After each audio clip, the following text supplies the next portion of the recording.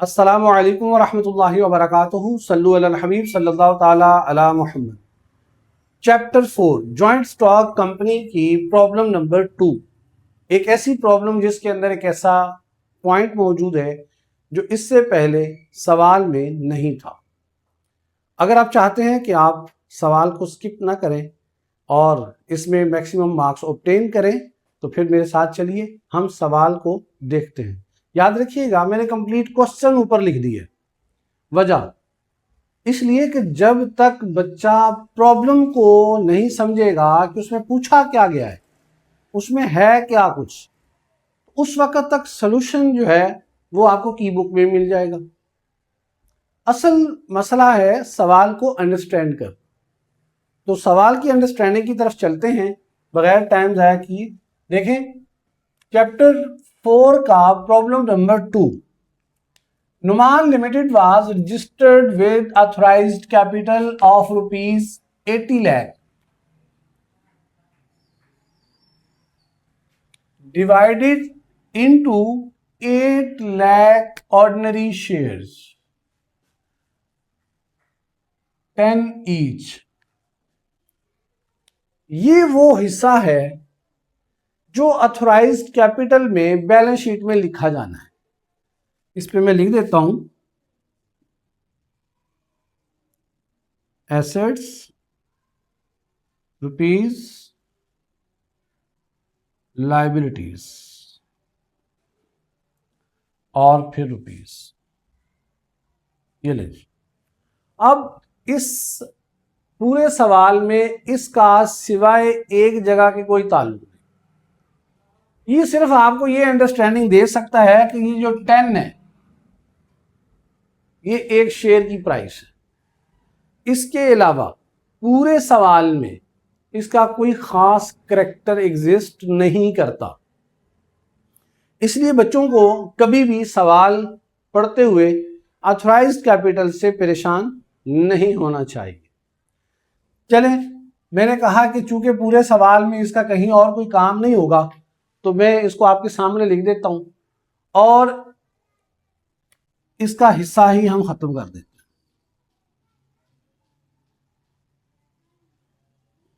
Authorised capital 8 lakh shares at the rate of 10 each. 10 रुपए का एक है और ये 80 लाख हो चुका है और इसके नीचे हमने लाइन लगा दी। बस इतना सा काम है इस पूरी स्टेटमेंट और पूरे सवाल में इसका कोई काम बाकी नहीं है। आगे चलते हैं। कंपनी ने क्या प्लान किया? The company issued 4 lakh ordinary shares. Company ने 4 लाख ऑर्डिनरी शेयर इशू किए और हमें यह मालूम है कि एक शेयर जो है वो 10 रुपीज का है। अगर 4 लाख शेयर इशू किए, 10 का एक हुआ तो 4 लाख इंटू 10 क्या बनेगा? 40 लाख। क्या बनेगा? 40 लाख। अच्छा याद रखिएगा, यहां इंतहाई इंपॉर्टेंट एक पॉइंट है जो मैं आपको बाद में बताता हूं। उसके बाद ये जनरल पब्लिक को दिया। अब जनरल पब्लिक को जब हम शेयर इशू करते हैं तो सीधा सीधा ही काम कि शेयर की जो एंट्रीज हैं जो हम पहले पढ़ चुके हैं। अगर किसी ने जनरल शेयर्स की एंट्रियां नहीं की हुई तो वो लेक्चर नंबर 1 और 2 जरूर देखें, उससे आपको बेसिक्स का पता चलेगा। नेक्स्ट चलते हैं। अब उसने कहा है ये पार वैल्यू, इसके ऊपर हम पहले बात कर चुके हैं कि वो वैल्यू जो कि प्रिंटेड प्राइस होती है शेयर्स के ऊपर, जैसे नोट पे। और subscription date was fixed as 15 July. 15 जुलाई को डेट जो है वो फिक्स की है कि उसके बाद हम एप्लीकेशन रिसीव नहीं करेंगे। अब pass general entries in the books of company. Company की बुक्स में आपने जनरल एंट्रीज पास करनी है। कंडीशन क्या है? Number 1 most important point, application received 4,60,000। ये जनाब आपका मेन फोकस पॉइंट है। और एप्लीकेशन रिसीव करने के बाद आपको कैसे पता चलेगा कि हमने अलॉटमेंट कर दी? तो सवाल में अलॉटमेंट है। देखें सवाल के अंदर ये वाला पॉइंट हर सवाल में होता है। शेयर्स वर अलॉटेड ऑन 31 जुलाई 2022। ये जनाब आपका सवाल है। आल्सो शो बैलेंस शीट भी बता दें। ये सवाल था सारा सा। अब इस सवाल में हमें जो मेन चीजें आप जहन में रखें, नंबर 1 हमें पर कैपिटा पर जो शेयर की प्राइस चाहिए वो 10 रुपीज है। और एप्लीकेशन रिसीव्ड कितनी हो गई? 4,60,000। और हमने जो इशू की है वो 4 लाख है। ये लीजिए मेन हमारा जो काम है वो ये हुआ, ये एक्सेस हो गई, मतलब जायद है, एक्स्ट्रा है, बस इतनी सी बात है। अब जितनी एप्लीकेशन हमने रिसीव की ये 4,60,000 और एक एप्लीकेशन की प्राइस है 10 रुपए। तो हमारी पहली entry bank account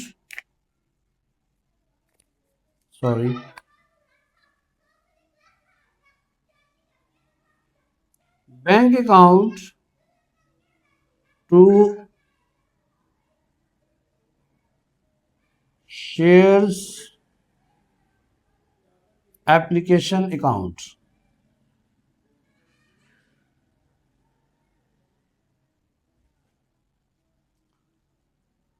$4,60,000 into 10, 46 lakh की टोटल वैल्यू बन गई।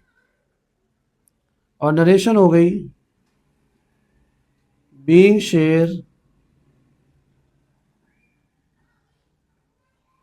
आसान कर लेते हैं, बीइंग एप्लीकेशन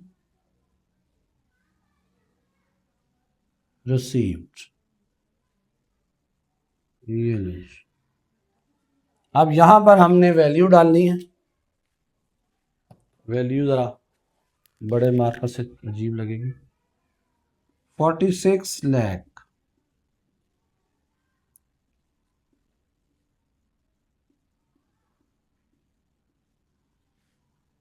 ये ले 40। अच्छा, bank account to share application account 46 lakh 46 lakh.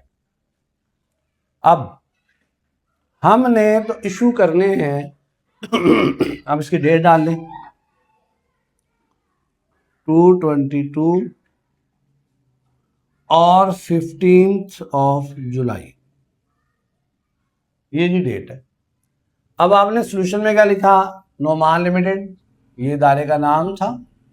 Journal, अभी जो पॉइंट है वो जो मैंने बताना है आपको, जिसका ख्याल जो है वो रखना बड़ा जरूरी है। Bank account to share application account जी। इसके बाद अब हमने इशू की है 4 लाख, जबकि रिसीविंग हुई है 46 के साथ हमने रिसीविंग कर दी। लेकिन अब 60,000 ये एक्स्ट्रा हैं, ये वापस कर दी। सवाल ये है कि हमें पहले वापस करनी चाहिए या पहले अलॉटमेंट कर देनी चाहिए। दोनों सूरतों में ये ठीक है। आप चाहें तो अलॉटमेंट कर दें, चाहें तो जो है वो रिटर्न कर लें। बहरहाल हम यहां पर इसको पहले अलॉट कर देते हैं। अलॉटमेंट कैसी होगी देखें, shares application account to ordinary shares capital account. और इशू हमने किए चूंकि 4 लाख 4 लाख इंटू 10 ईच, 10 रुपए की एक है, तो ये हमारे पास 40 लाख बीइंग शेयर्स अलॉटेड, हमने शेयर्स को अलॉट कर दिया और इसकी वैल्यू लिख देंगे 4 लाख इंटू 10, 40 लाख,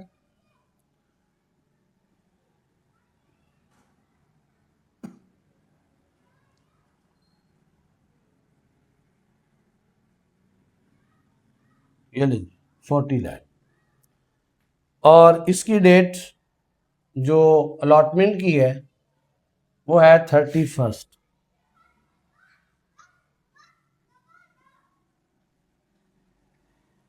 इसके बाद हमने ये जो एक्सेस आ गई है, ये जो एक्स्ट्रा एप्लीकेशन आ चुकी हैं, ये एक्स्ट्रा एप्लीकेशन हमने वापस करनी है।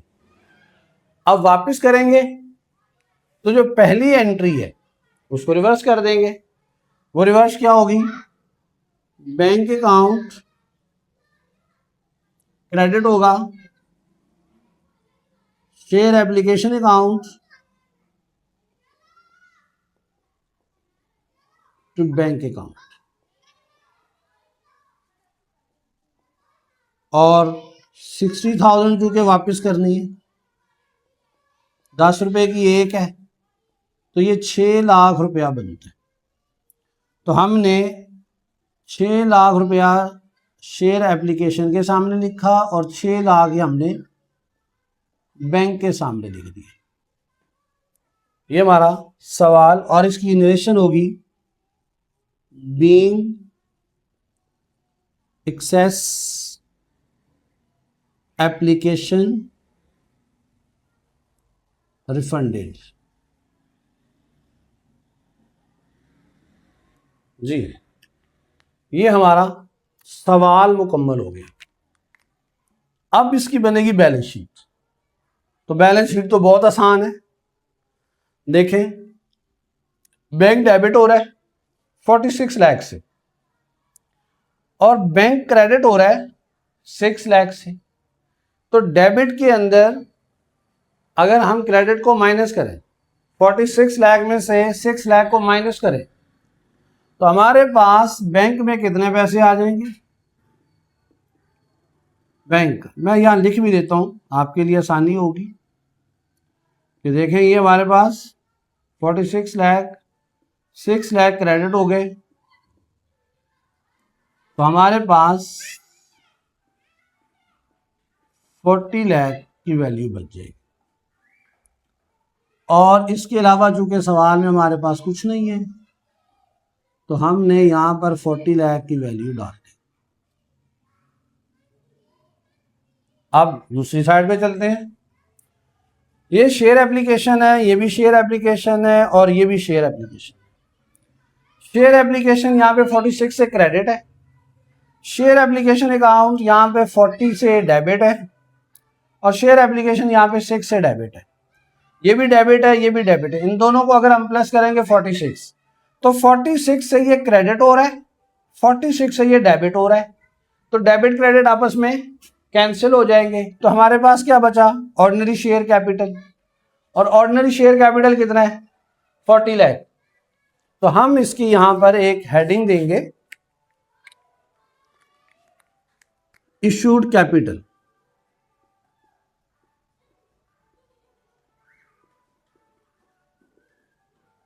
इसके साथ सब्सक्राइब्ड कैपिटल भी लिख देते हैं।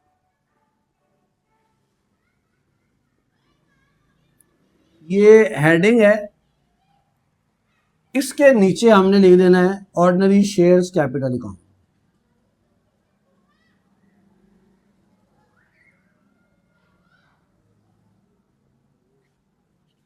और ये 40 लाख बनता है, 4 लाख इंटू 10 ईच, तो ये हमारे पास 40 लाख की वैल्यू बन गई।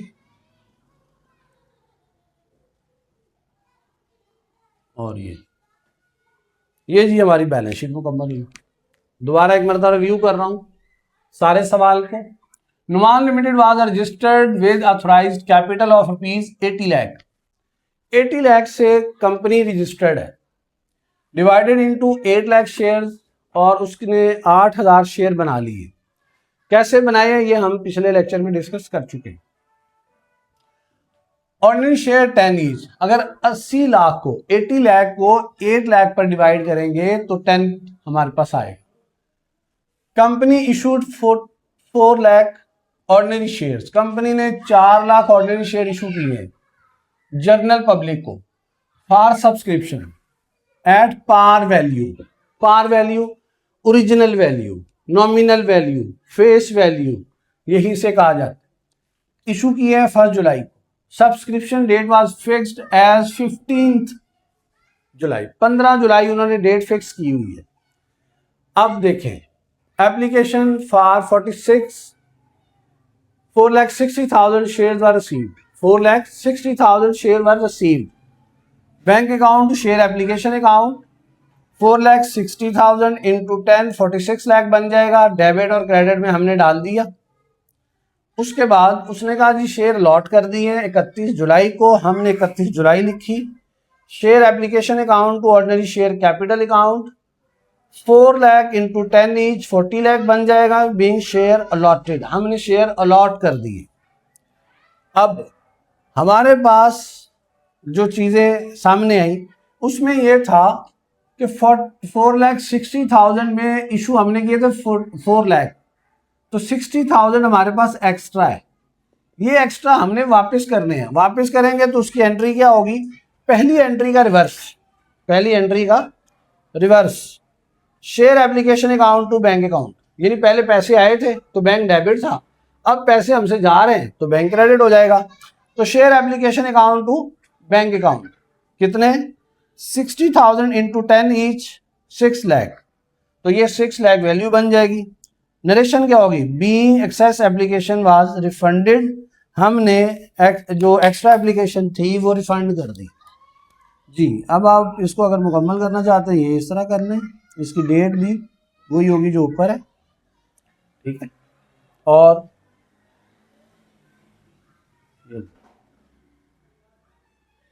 ये हमारा सवाल मुकम्मल हुआ। अब इससे हमने बैलेंस शीट बनानी है। बैलेंस शीट में क्या है? बैंक 46 लाख, बैंक क्रेडिट हुआ 6 लाख। 46 में से 6 को माइनस करें 40 लाख आ जाएगा। और उसके बाद अथोराइज कैपिटल हमने शुरू में बता दिया था कि अथोराइज कैपिटल का कहीं पे कोई काम नहीं है। ये 80 लाख बन जाएगा, 8 लाख इंटू 10। और इशूड कैपिटल, सब्सक्राइब्ड कैपिटल कितना है? ऑर्डिनरी शेयर हमारे पास 4 लाख के 10 ईच। लिख भी देता हूं, चलें। तो ये हमारे पास 40 लाख। अब 40 लाख इधर आ जाएगा, 40 इधर आ गया, दोनों साइडें बराबर हो गई। एक बात याद रखें, ऑथराइज्ड कैपिटल की हेडिंग है, उसके नीचे लाइन लगी है। इसका मतलब है जिसके नीचे लाइन होती है वो काउंटेबल नहीं होता, उसको हम कहीं पे ऐड प्लस माइनस नहीं करते। बच्चे ये गलती आम तौर पे करते हैं। नंबर 1। नंबर 2, यहाँ पे चूंकि वैल्यू बड़ी है और यहाँ पे जीरो जो है वो मिस होने के 90% चांस होते हैं। 90% बता रहा हूँ।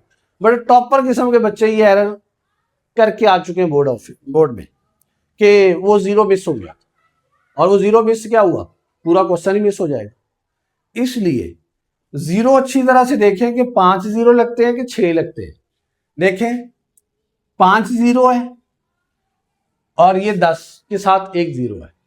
इसका मतलब अगर हम इसको मल्टीप्लाई करेंगे तो 5 और 1 6 जीरो लगने चाहिए 4 के बाद। सेम देखें, ठीक है। तो ये 6 जीरो है, ये 60,000 है, 4 जीरो थे, 1 जीरो साथ लगा तो 5 जीरो हो गए, 6 लाख हो जाएगा। ये बड़ा इंपॉर्टेंट है, आमतौर पर ये बच्चे गलती करते हैं। और इस सवाल के मुतालिक अपने कमेंट सेक्शन में ज़रूर मेंशन करिए कि आपको इसकी समझ आई। अगर कहीं पे आपको ज़रूरत है मज़ीद पूछने की तो वो ज़रूर पूछिए। आप क्वेश्चन को कंप्लीट सॉल्व कीजिए, क्वेश्चन को पहले अच्छी तरह अंडरस्टैंड कीजिए। ये सिर्फ मैंने आप लोगों को समझाने के लिए लिखा है। बच्चे क्वेश्चन को नहीं समझते, रट्टा लगा लेते हैं बोर्ड में ज़रा सी एक वैल्यू चेंज होती है, पूरा सवाल ख़राब हो जाता है। और बोर्ड ऑफिस के अंदर जो पेपर सेटर होते हैं वो आमतौर पर ये ऐसा करते रहते हैं। नहीं तो आप पास पेपर को उठा के चेक करें, आपको नज़र आएगा कि वहाँ पर सिर्फ उन्होंने बच्चों ने याद किया हुआ है कि जनाब वो 4 लाख है, और साहब बहादुर ने क्या किया, 4 लाख को यहाँ पर डबल जीरो में करवा लिया, 10 था 2 जीरो लग गए। अब बच्चे मल्टीप्लाई करने की बजाय वो जो जेन में बैठा हुआ था ना, क्योंकि सवाल है 7, तो बच्चे उसको रट्टा लगाकर करने की कोशिश करते हैं। खबरदार ऐसा न कीजिएगा, इसमें आपको गलती होगी। क्वेश्चन अंडरस्टैंड करें, क्वेश्चन समझे कि कौन किससे मल्टीप्लाई हो रहा है। तो इंशाल्लाह मैं यकीन कामिल से कह रहा हूँ कि मेरे रब ने चाहा तो आप बहुत अच्छे नंबर लेके अकाउंटिंग के अंदर 90+ लेके पास होंगे।